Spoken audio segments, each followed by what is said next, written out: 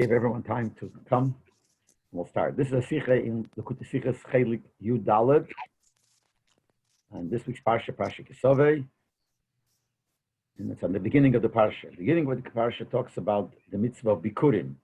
That when the Yidden entered Eretz Yisrael, they conquered the land, they settled. So then they had to bring every year Bikurim, which means they had to take from the fruit that grew that year, and specific fruit only from those 7 kinds of fruit that Eretz Yisrael was praised about, and they would have to bring it to Yerushalayim, bring it to the Beis Hamikdash, and bring it to the Kohen. And besides bringing the Bikurim itself, there was a concept called Mikra Bikurim. They had to speak, they had to say a certain parsha. And the psukim here goes into the parsha of what the people used to say when they brought the Bikurim. So we'll start the Sikha. Sikha starts like this. B'tchilas parsha saying at the beginning of the parsha, the parsha Mikra Bikurim. Sorry for all this.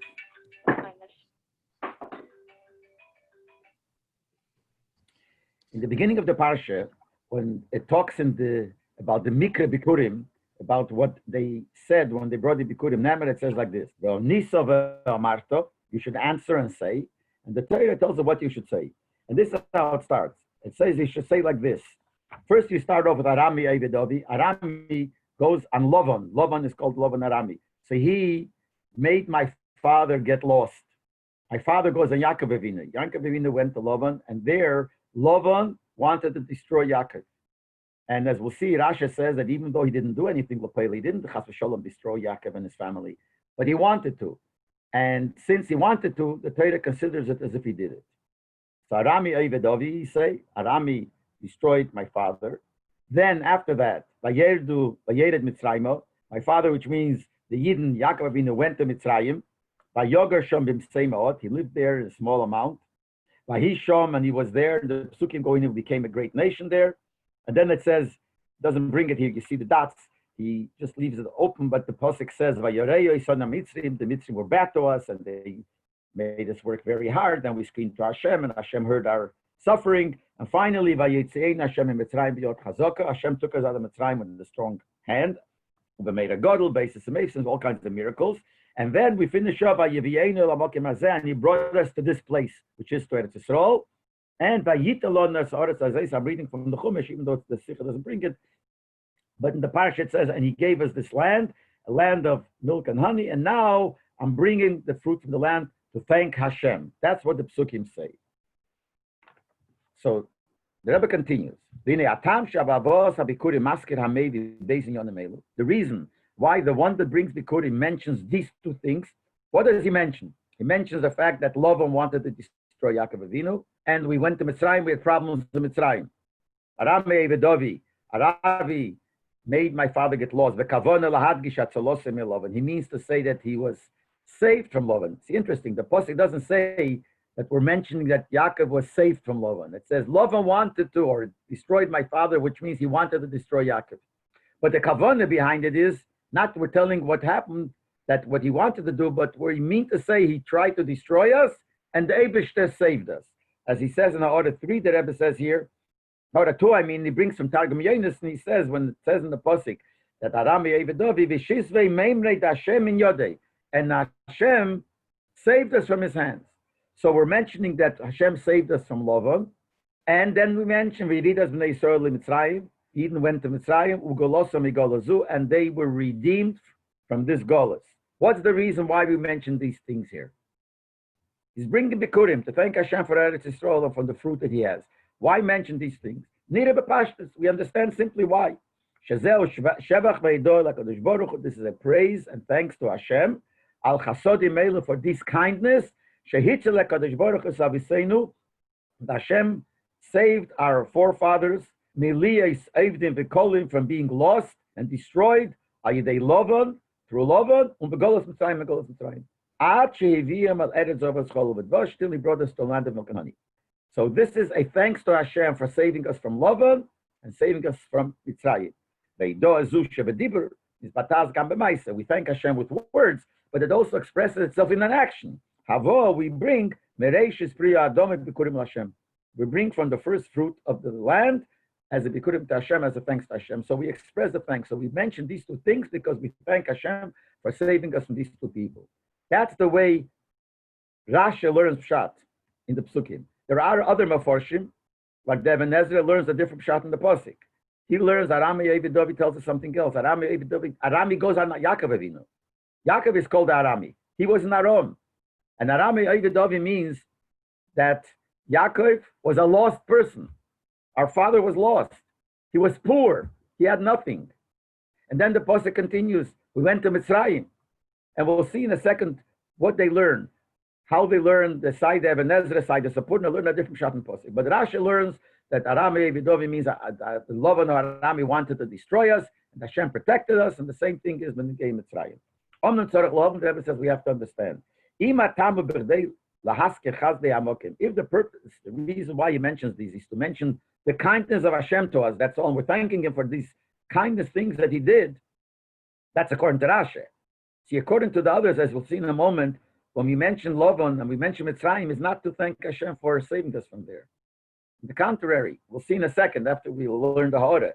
But according to Rashi, that he's telling us the kindness that Hashem did to us, and we're thanking him for it. So we're thanking Hashem for the chesed, chazdei hamokim, she'osolav eseinu, that he did to our fathers. Hochel, starting Arami Davidovi from Arami Lavan, who tried to destroy us. Ad biosem lordets, all kinds of kindness he did to us from the time of Lavan, Yaakov until we got into Eretz Yisrael. So he mentions that we were by Lavan, he wanted to kill us. We were in Mitzrayim, they wanted to kill us, and Hashem saved us. Madua eine masker elabeis chasodim ha'elu. Why does he only mention these two kindness? Which are Tzolam Lavan, Vagulam in Mitzrayim, being saved from Lavan and being saved from Mitzrayim. Not all other miracles, kindness that Hashem did to the Yidden, before he brought them to Eretz Yisrael. See, we're starting off with Lavan, and we're going all the way till you bring the Bikurim in Eretz Yisrael. And we're trying to say all the kindness Hashem did to us till this moment. So a lot of things he did to us in between at that time. Not only saved us from Lavan and took us out of Mitzrayim. Kriyas Yamsuf, he split the sea. Bilchemes Amalek, there was the war with Amalek, and Hashem saved us. V'cheina chasodim shebemidbar, also the kindness he did in the desert. Hamon gave us the mon, v'aber, and the water, v'chula, and more. These are the things that stood for our fathers, to be alive and exist. While they were going 40 years in the desert, a terrible, terrible desert. The fact that we had the mon and the fact that we had the water and we had that made possible for us to come to itself. Not for that, we wouldn't exist. So those things made us exist and made it possible that we should come to Eretz Yisrael.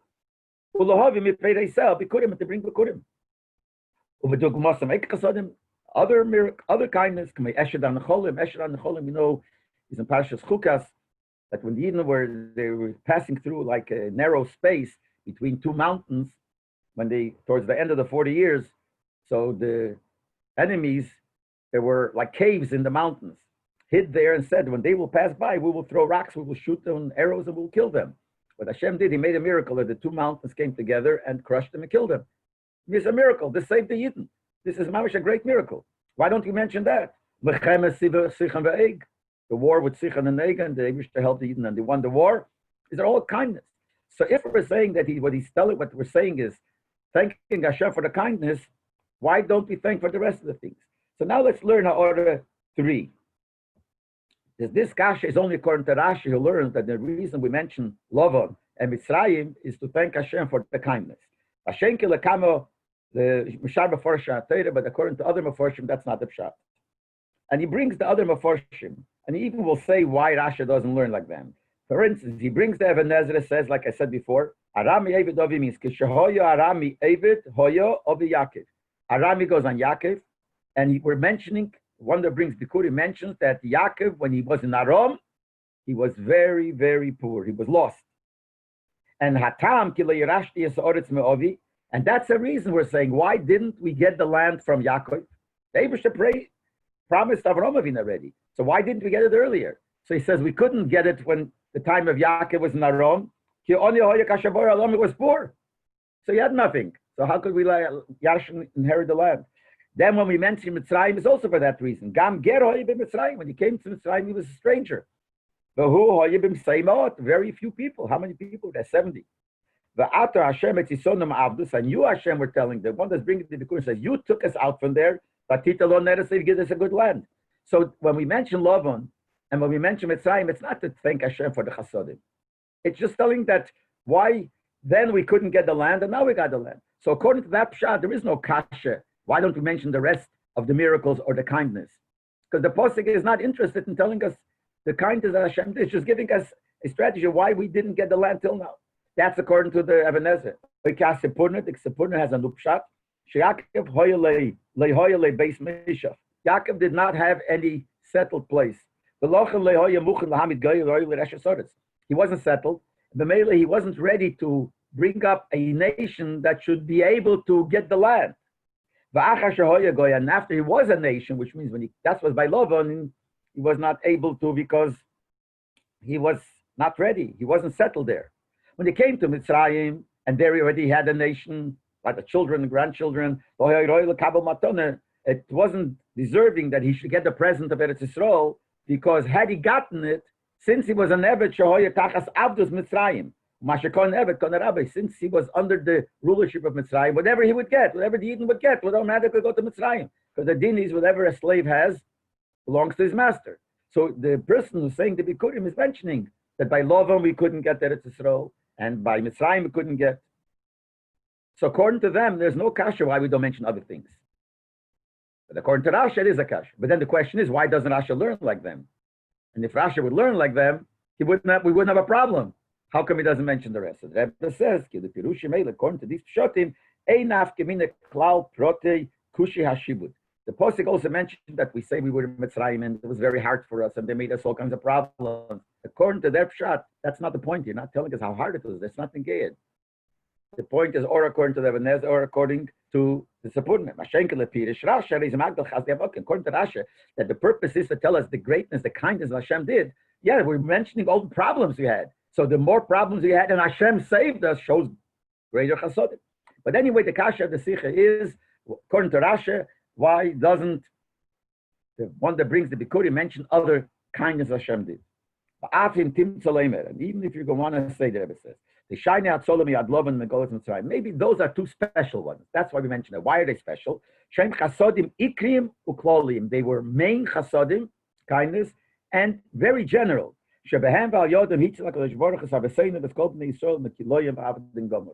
That in these cases, these two cases, Hashem protected us from complete destruction.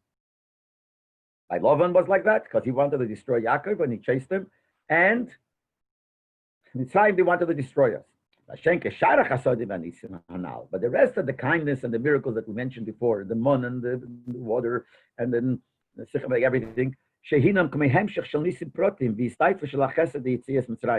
those are not in themselves special miracles. They're miracles, but a continuation to Yetzias Mitzrayim, where they lavim loretz. In order to bring them to order, they had to happen these miracles. But the main thing is, it took us out of Mitzrayim, it's taken us to Eretz Yisrael. And in the middle happen certain things, but those are not things klolisdike. The main thing is Yetzias Mitzrayim. If those miracles later wouldn't happen, then the going out of Mitzrayim wouldn't be complete. For instance, Kriyas Yamsuf, Hamon, Habeir, those are all a continuation. It took us out of Mitzrayim. You had to split the sea, you had to give it the mon and to give us the water. So Mela, you could say we only mention these things, not the rest, because these are the main ones, the general main things. But we still have a kasha. Why don't we mention, when you bring the Bikurim, the kindness that he did to Yaakov and his children? Something that happened in between the case of Lavan and going out of Mitzrayim. It was Hashem saved, a separate thing of saving Yaakov and his family, saving from destruction. What is that? This saving Yaakov and his children from Esau and his people. When he was afraid of Esau and he davened, what did he say? Save me, because I'm afraid he will come, and he will hit the mother with children, means he'll kill us. So we see that the danger when he was challenged by Esau was the danger of being killed. and Hashem saved us. And that has nothing to do with Lavan, and there's nothing to do with Tziv and Tzrayim. So that's a separate time when Hashem saved us from, Yaakov and his children, his family saved us from destruction. Why don't you mention that? And if you see in Orah 8 and Orah 9, so the Rebbe mentions the same thing with Eshed HaNecholim. When we say when they hid in the mountains and Hashem saved, also that's something from destruction. And then in Orah, that's 8, Orah 9, he says, after Shimon and Levi killed the whole city of Shechem, so Yaakov was really afraid that all the nations are going to gang up on them and kill all Yaakov and his family. And Hashem made a miracle that they were afraid to do it. So here also, there was a miracle that saving them from destruction. Why don't we mention that also? And since this kasha is a kasha in the simple pshat of the pasuk, so the question is, why don't we find Rashi answering this? We know that the whole union of Rashi, what is Rashi's commentary? Rashi took upon himself any posik that there is something not understood in pshat. Sometimes things are understood in dikduk, in halacha, but that's not Rashi's thing. Rashi's thing is pshat. So any question that there is in the posik that's not understood in pshat, Rashi answers it. So why doesn't Rashi answer this kasha? This is a very simple kasha. That proves that it's not a kasha. For some reason, Rashi feels it's not a kasha. That the union is so clear, so much so, Rashi doesn't have to explain it. Rashi wrote his commentary that even a child who starts learning Chumash and has any problem in understanding the pshat, learn Rashi, will get an answer. So if Rashi doesn't answer this question, shows that Rashi holds that in this case it'll be understood. Now sometimes, Rabbi in parentheses says, sometimes when Rashi does not answer a certain question on a posik, it could be for a different reason. Because Rashi hopes that the one that learns his pshat remembers what he learned before. So sometimes based on what he learned before, if you remember it, then it answers this kasha. But sometimes it's not like that. Sometimes because it's not a question according to Rashi. Now this sikha is what we used to call, every Shabbos, for many, many years, used to explain a Rashi. We called it a Rashi sikha. Then there were times when the Rebbe asked questions like this, not on Rashi, on the posik, which is asking why doesn't Rashi answer it? And then he explains why it's not a question. So we would call that a not Rashi sikha. It's a Rashi sikha when Rashi doesn't say anything. But it's a Rashi sikha. It's not a sikha of it's a sikha in pshat. And the question on Rashi, when Rashi doesn't say something, and the question why doesn't he say anything? Now the raya the Rebbe brings that Rashi took upon himself to answer every question. Maybe Rashi doesn't answer every question. So this is one of those he doesn't answer. He answers a lot of questions. Because we see there quite a few times, not so many, but quite a few times in Rashi, where Rashi writes on a certain posting that there is a question and I don't know the answer. Now, if Rashi didn't take upon himself to answer all the questions, why does he mention? Don't answer it, and that's it. That shows that Rashi feels that he answered all the questions. So if he didn't have an answer, he writes, I don't have an answer. So wherever Rashi doesn't write that, means that he does have an answer. So why doesn't he write the answer? It means that Rashi holds it so simple he doesn't have to answer. So what is the pshat here? Says first, he says maybe there's an answer, a possible answer. Maybe that the reason why the one that brings the Bikurim doesn't mention the chesed of Hashem of saving Yaakov and his children from Esav.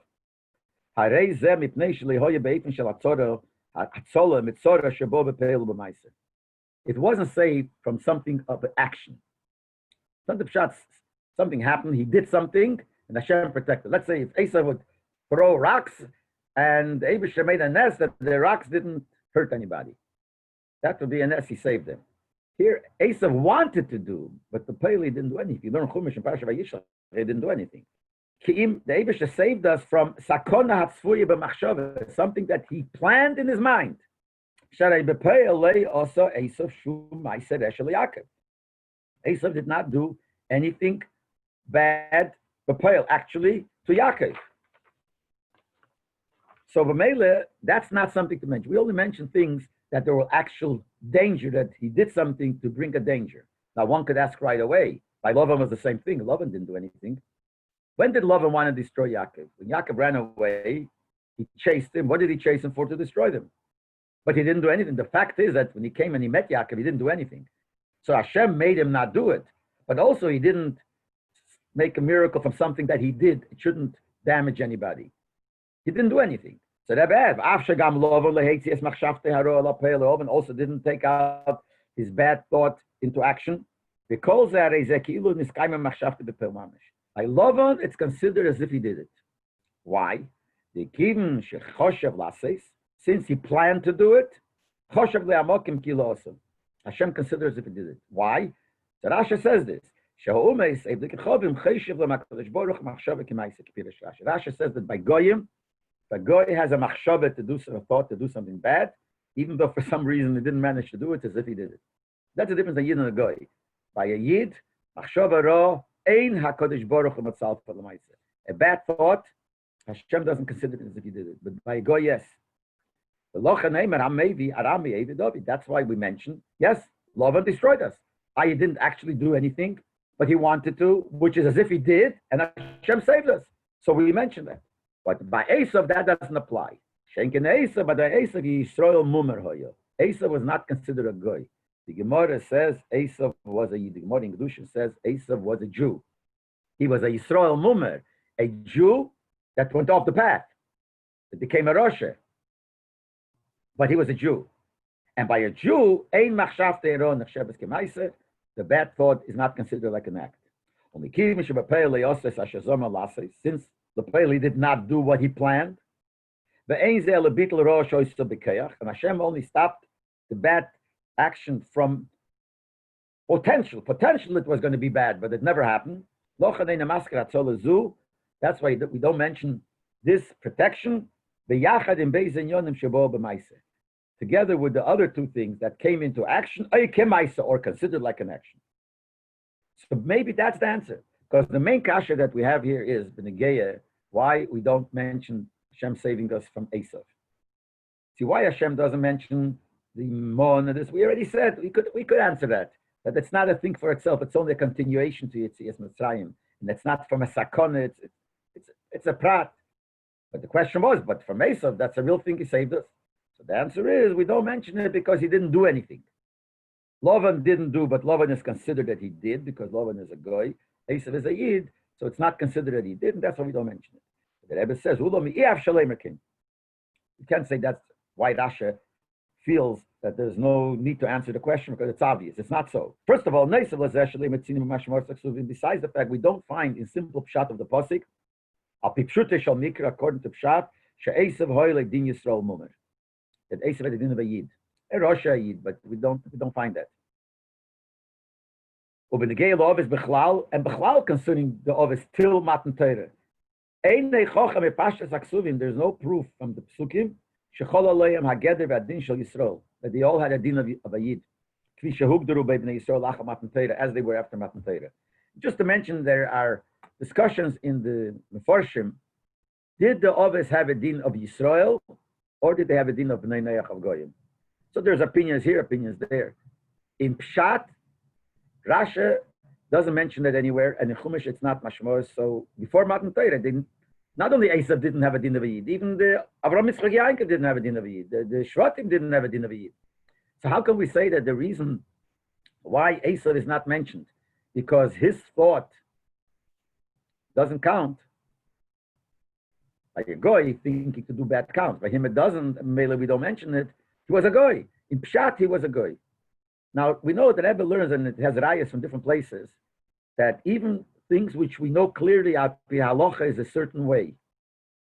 But it doesn't necessarily mean that Al Pi Pshat is the same way. In Pshat, the pasuk could mean something, a different halacha, which is different than halacha. We don't follow that because halacha, we have to follow halacha. We can't follow the Pshat. But nevertheless, there is a limit, a way of learning a pasuk, the psukim, and the chumash, derech Pshat, pure Pshat. So here, even in halacha, it's not so poshet. But the Gemara does mention that. But in Pshat, for sure, we don't know, we find that Esav was a yid, to say that the fact that he planned to kill is not counted. And but maybe we can say that's why Rashi feels that it's not mentioned. But besides that, Im name sheyesh lahaski bidos abikurim rakelach sodim natzos avsedim mitzo mitzor v'sakona maisis. If we're going to say, like we said, that we're only mentioning when David saved us from an actual act of danger, that's only we mention. Well, there shoybe Mitzrayim, like Mitzrayim. Vayirei, so now Mitzrayim says the Mitzrayim were bad to us. Vayadnunu, they made us suffer. And then Hashem took us out. So it was actually, they did something to bring us into a danger. And that's what he mentioned. But if that's the way we're going, that we only mention a danger that was there in action, so you shouldn't mention Lavan either. After all, Yaakov did not suffer anything from Lavan as far as a danger. It was only in his mind, in Lavan's mind. We said before that by a goy, the Eibishter considers your machshava like maise. So he says, true. I'll just say it by heart before we read in the side. That's only legabe Lavan. Will Lavan be punished for his thought of killing? Yes. But as far as Yaakov is concerned, by him it wasn't saving from a sakon of maise. That a midazusha machshava kamaise. This idea that the machshava is like a maise. Negas rak legedel chetev ein sheshalavan. That's how great his sin is and his punishment. Aval ein bezen afkemina ben geil Yaakov. Yaakov, who cares what he had in his mind? The benkach, whichever way. Whether whether we consider a machshava like action, or even if we say it's not like action, Lavan didn't do anything. So the Rebbe says you can't say that the difference between Lavan and Esav is because of Esav we don't count as machshava, by Lavan we do count. Who cares if we count as machshava? If we count as machshava, means he will be punished for wanting to do that. But Lagaba, the person who was saved, you can't say if you don't want to mention any danger of machshava, you couldn't mention Lavan either. On the other hand, you could say, like he started saying, if you're going to learn that we only mention things of Maisa, then don't mention Lavan. Now, if you do mention Lavan, you have to say, even though the danger from Lavan was only in potential and in thought, because nevertheless, we mention it. The one that brings the Bikurim and says this, we still consider it a chesed of the Eibush that he saved us from the thought of Lavan.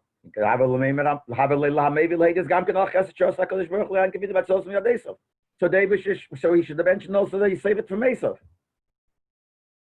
So, in other words, this idea that there's a difference whether you count the machshava like a maisa or not, what the Rebbe is saying here, that has nothing to do with the person that's saved. That's only how the Eibush deals with the person who had this bad machshava. So you can't answer the difference between Esav and Lavan, because by Lavan you count it like a Maisa, and by Esav you don't count it like a Maisa. Makes no difference. The guy by Yaakov it's the same. So if we only count things of Maisa, we shouldn't have counted this Lavan. If we count things which also for Machshava, then we should count Esav also. So the bottom line, Hamura Me'anal, the bottom line from everything we said is Akorchach Tzarech Leim, we must say, Beis Chasodim Hamurim, because of the two kindness mentioned in the Torah, which is that Hashem saved us from Lavan and saved us from Mitzrayim.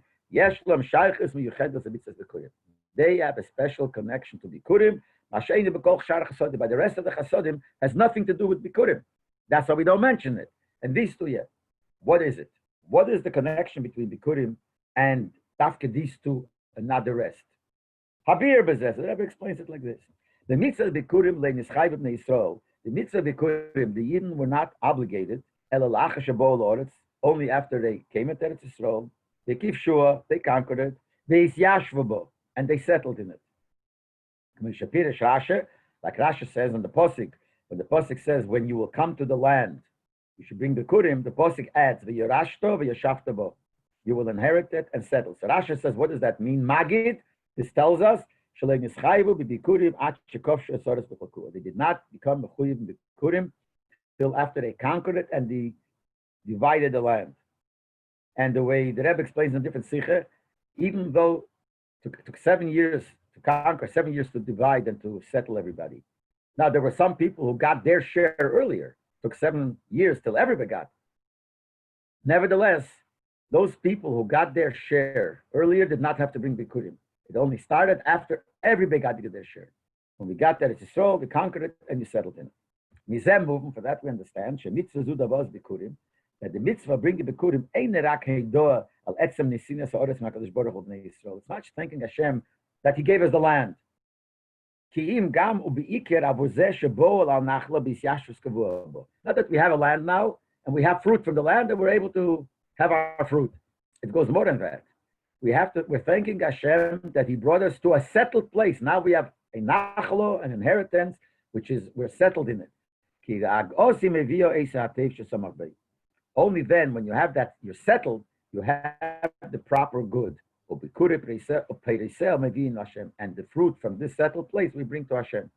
So we're thanking Hashem for a process, for the fact that you made us settle in the land, and in such a land that brings us the best fruit. That's what we for.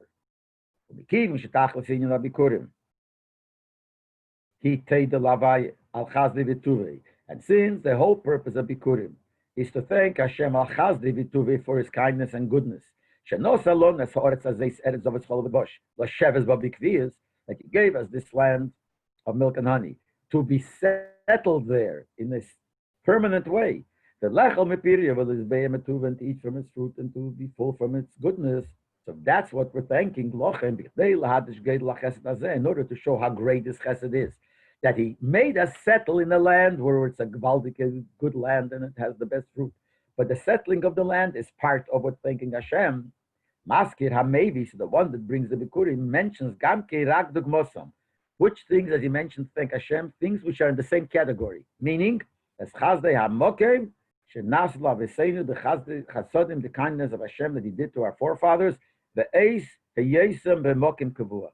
When they were in a settled place, saying, look at the contrast we're showing. We were settled once before, and nevertheless it wasn't good. And now you settled us in a place where it's good. So we saying like this: we were in a place settled, but that no good came out of it. Came out of, on the contrary, that place they wanted to destroy us, which is tachlis hara, not good. Here we settled. We have good things. There we were settled, and only bad came. Hashem protected us from there. You protected us from the bad that happened in those settled places. You brought us to this place. So you brought us here, and this place, and this is a good place, and the place that gives the good fruit, gives us the best. So what are we? So we're not just mentioning Nisim.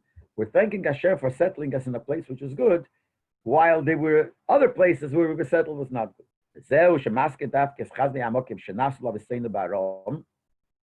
This is why we only mention the chsodim that Hashem did to us when we were in Aram, Ubi Mitzrayim and in Mitzrayim, because we became as Elu, these places, Yoshua V'Seinu Beit Kavua. There they were settled, permanent. Esrim Shona Ba'aram, in Aram it was 20 years, Urudu Shona B'Mitzrayim at 210 years in Mitzrayim.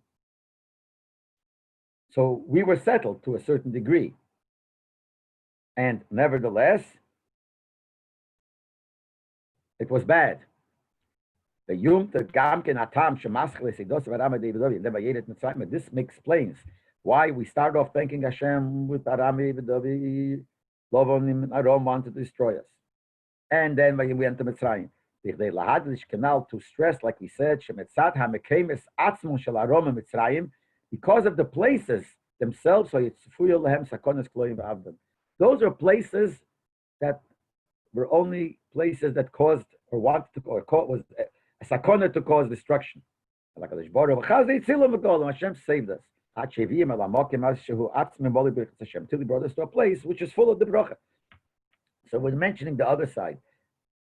So mention other nisim, you don't have to. The fact that Yankiv was saved from Esav, that didn't happen in a settled place. That's a nes. It happened when he was on the way. So it's not a contrast to now. The other things, the Mon and the Sichan and Neig, all the other things that happened, the miracles happened, Muhammad Samolik, it all happened in the Midbar. So there it was on the middle of a trip. Besides the Gam Ki Huba Etzem Ein Mokem Yishuv B'nei Yodam, B'chlal, the Midbar is not a place where people could live. So it's not a settled place to begin with. But certainly in their way, it was only in the middle of a trip. So it's not the same like we thank Hashem for by Bikurim that we thank Hashem for settling us in a good place versus before settling us in a bad place. So we only mention those things. So we're talking mentioning the chasodim. Hashem saved us from those bad to bring us here, but not because we're just looking for which chasodim we're thanking Hashem. Then we can bring up many other. That answers also why in the order that we said before. Here he said, "Vahichitas alikim," after Shechem. So the Eibishter made a miracle that the Goyim did not attack Yaakov. It's a miracle. There's nothing to do with the place that he was, and this place was a bad settling place. He wasn't settled there. This was in the middle of the way also. Mela, this is the reason why we're doing this. This is all al pipshat. Ipnimi sa'inyan yesh leimed. Not to explain it, I'll see this is like this. Nevuer ba'ir ha'teira. Says in the Teira from the Tzemach Tzedek. The Inyona shel mitzvahs tavos b'kurim. What is the ruchnisdike meaning, the spiritual meaning, the pnimisdike meaning, the chassidish kabbalistic meaning of the mitzvah b'kurim? So it says like this: Prei ha'ilon u'pchinas ha'neshama sheneslapshe b'guf. Food of a tree is the level of the neshama that's in the body. We all know it says in Chassidus, not the whole neshama of a person goes into his body, only a chelik. Most of the neshama stays l'mayli in the shirish, in its root, and only a small part of the neshama comes down. That's represented in fruit of a tree. A tree is the tree itself, and fruit come out from the tree. Same thing you had in the neshama itself, that's the tree. The fruit of the tree, that is the part of the neshama that goes away from the shirish and comes away into the body. Mitzvah bikurim, what's the mitzvah bikurim? That we take the fruit and we bring it to the Beis Hamikdash. We take the fruit, which represents the neshama the way it's down here, and we want to connect it back to the part of the neshama that's up there. And that part is called bikurim ol yenim. The neshama, the way it's in Himmel, in heaven, is called bikurim ol yenim. It's called bikurim. We know Bechal in Ayid is called bikurim. Mishikosa, like it says, ki bikura b'teinu risya b'seichem. David says, what's it going to say? Like bikurim in a fig. I saw your parents, which means the Yidden are like bikurim, and the neshama l'mayla is bikurim ol yenim. So what do? We bring the bikurim to connect the neshama down here, the fruit that represents the chelik part of the neshama that's down here. We bring it to the Beis Hamikdash as bikurim to connect it to the shirish at the higher level of the neshama. Mavayir Shom, and Tzemach Tzedek explains, Shebeis inyonim bazeh. There are two things that happen when we want to connect. B'chlal, we want to connect two things. Two things could happen, or you could have both. Or the one from, let's say, want to connect something on top to the bottom. The top one could come down, or the bottom one could go up. So they're both things here. When you bring bikurim, two things happen.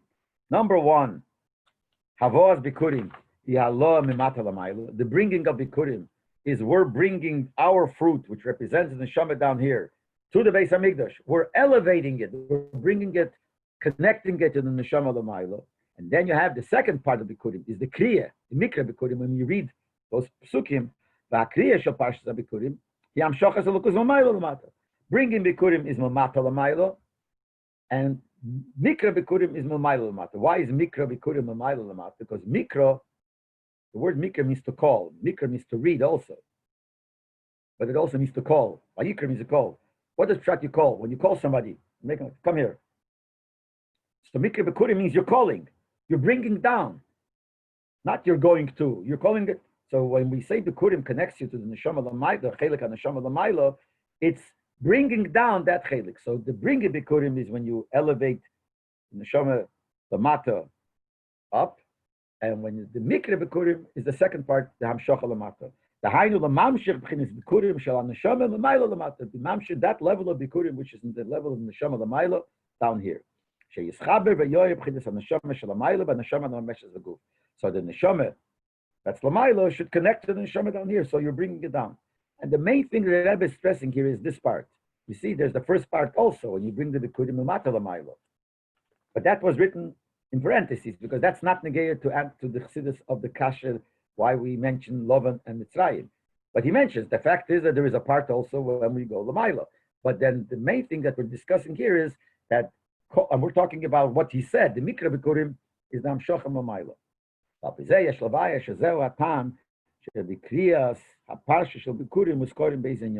Now we'll understand why we mentioned these two things. Kasha was, why do we mention only these two things, only being by Lavan and the Mitzrayim? We'll understand. Now that we said Bekurim is Mamshe from a very high level down, these two things are the ones to mention. Because only Lavan and Mitzrayim, Kishneim, because both.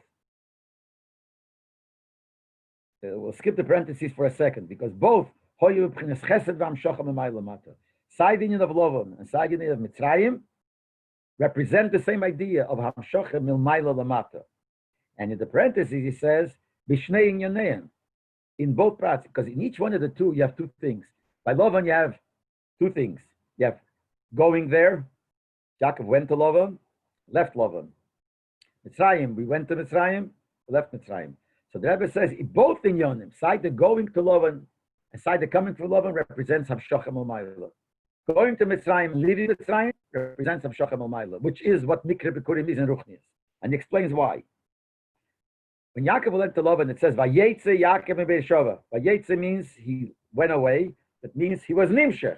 He was Nimshech from Beersheva. Beersheva is a very high madrega. It's Yisrael, Maila. Vayela Chorona. And he went to Choron, which means he was Nimshech from a very high madrega to Mata. Ubi Yitzia Mishom, when he left, it says, Vayashkem Lavan Babeker. Lavan got up in the morning. Chassidus says a very interesting shot.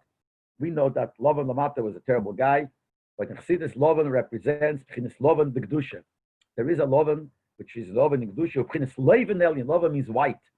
White is a atzmazdike color. The real meaning of white is a gavan atzmi. It's not a color. It could contain all the colors. It's a very atzmazdike essential thing.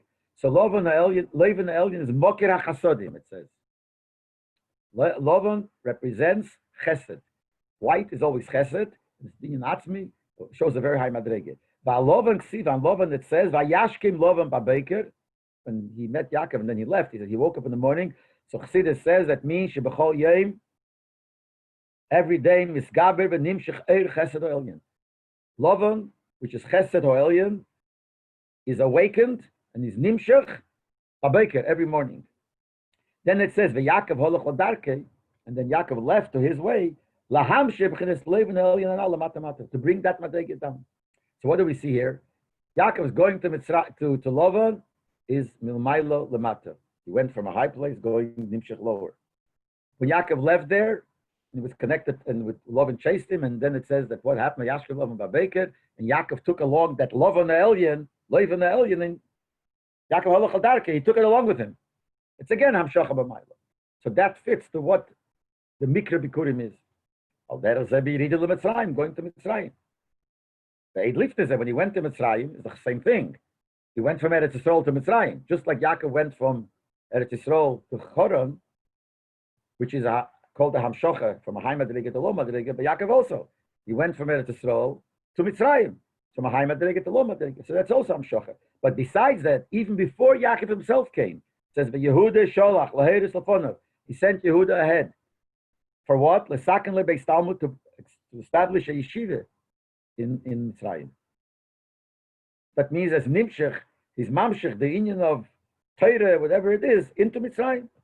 That's when going to Mitzrayim. What about Yitzias Mitzrayim? Is Avada Hamshocha Mamayla. Shoyim Mitzat Chesed Avaya. The Eibishter had Chesed. Nigla Leim Melech Malch Amlocha Bekvede Vatzmi Golam. The Eibishter came down, revealed himself, took the Yidin of Mitzrayim. So the union of Yitzias Mitzrayim represents Hamshocha Mamayla. Mamayla Lamata. Going to Mitzrayim does. So the whole concept of Mitzrayim is Hamshocha Mamayla. The whole union by Lavan is Hamshocha Mamayla Lamata. That will explain the Chassidish Pshat Irasha, Mashapirish. Rasha says, Maskir Chazdei Hamokim. Rasha says these words, that he's mentioning the Chasodim of the Eibishter. Now, L'chure, on both words is a problem. Chazdei Hamokim. Number one, Hamaduber Kanu Batzolas Yankim V'Lovan Yitzias Mitzrayim. We're talking about saving from Eibishter, saving from Lavan and going out of Mitzrayim. Shem Nisim G'deilim. They're Nisim. V'lei Chasodim V'lat Chesed. It's not a Nes. Chesed a kindness. He should have said that they were showing the Eibishter's Nisim. Why did you say Chesed? And the second child is Loma Nemer Chazdei Hamokim. Why does he call the Eibishter Hamokim? That's true. The Eibishter is called Mokim. But why here does he choose to say Mokim? V'lei Chazdei Havaye. Chazem Eibishter. Pianal Yesh Leimer. So we could say Shebepir Shasha Nirmes Hatam Shemaskirim Beizin Yonim Eilu B'Parshas Bekurim. This is a remez why we mention Parshas Bikurim, these two things. And we said before why, because Bikurim is Amshach, the Mikra Bikurim, the reading is Amshachim Amayla, and these two things represent Amshachim Amayla. That's why Rasha mentions these words. Because Inyan Kriyas Parshas Bikurim is Chinas Chesed. Chesed is Amshocha. Chesed is when you give. Gvura is when you don't, you take back. So if we want to mention here that there is a Hamshocha here, so we use the word Chesed. Rasha uses the word Chesed. Because Chesed means Hamshocha Elokus. Hamshocha bringing Elokus is Chesed. And why does he say Mokim? Because Mokim means place. B'Mokim Davke. Bringing down Elokus from very high to very low. What's very low? This world is low. What's this world? Space and time. So space, Mokim, is this world. So Chazdei HaMokim means the Hamshocha Milmailo into this world. That's why he mentions just these two. Saving from love and Yetzias Mitzrayim. It's the Chasodim of the Eibishter. It's Chesed, Hamshocha Milmailo. And only these two. The other things are fine, good things, but there's no Inyan and Chassidus that they represent specifically Hamshochas Alakus Milmailo Lamata. So we have the answer in Pshuta Shel Mikra, why Posik, according to Rasha's Derech HaLimud, why the Posik mentions these and not others, because he only wants to mention where we were in a settled place and it wasn't good. And they should save us from that and brought us to Israel in a settled place where it is good. Not Chassidus, because Mikra Bekurim is Hamshocha, and these two are Hamshocha. Then the Rebbe says, Hayiroim is Zeh Ba'aveda Sa'odom, Hayiroim Aveda is a person should not be satisfied when he goes higher and higher in his own Aveda, in his Torah and his Tefillah. For them, he connects himself to the Eibush, the truth. But that's not enough. You go higher up, very good, but you have to also have the second half. You have to be Mamshech Elakus down here, the Gamba Divrei Rishus, also things which are not holy. Mainly you put on film, it's a holy thing. But you have to bring a lakus mata, even in Gashmas, they get things which are not holy. These are things that don't have to do. The Gamba Divir, and also the best good of Gashmi is you should utilize for a lakus. No, he does say, I don't mean that you should be so high that you shouldn't care about Gashmias. That's a good thing, very good. But that's not that Gashmias should not mean anything to you, because you're connected to Hashem. In the Gashmis that you have to do. And you say you do it always. You eat, always eat. There's no question about it. That's a davar kavua. You should bring into them the godly light, you change them over into good and holiness. And you have to be kurim, it says you have to bring from the first fruit, meaning the best ones. Because when you're bringing a lakus into Gashmis and you transform the Gashmis into lakus, it has to be the best. The Rebbe Naora says, and look at the Rambam, Sofilchas Yisurim is Beach. The Rambam says that anything that you do for a mitzvah from Gashmis has to be the best. You build a shul, has to be the best thing. You give a poor man food to eat, give him the best food. Because we have to elevate the best of Gashmis. And things which are settled, which is parallel to what he said before in the Pshat. So when that's what you have to do, bring a lakus into Welt. This fills up the purpose of the creation of the world. Lastly, is that we make for the Eibishter a dwelling place in this low world. And that's the union of Mikra Bikurim. That's why we mentioned these two instances, not anything else. Okay. Rabbi. Yeah.